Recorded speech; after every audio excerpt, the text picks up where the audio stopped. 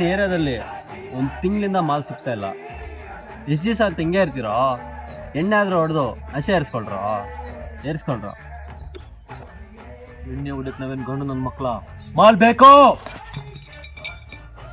Mall ಐತೆ ma'am, ದುಡ್ಡು ಬೇಕು. ದುಡ್ಡಿದೆಯಾ?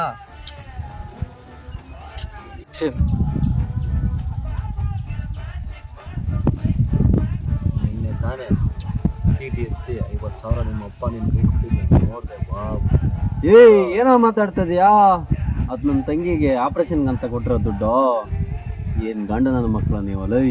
ಕೊಡು ಬಾಬ್, ಇವತ್ತನ ನಾಳೆ ಕೊಡ್ತೀನಿ. ಫ್ರೆಂಡ್ಶಿಪ್ಗೋಸ್ಕರ ಇಷ್ಟು ಮಾತ್ರ ಕೊಡೋಕ್ಕಾಗಲ್ಲ ಬಾಬ್. ನೋಡು ಬಾಮ್ ನೋಡಿಯೋಣ ಮತ ಸುಮ್ಮನೆ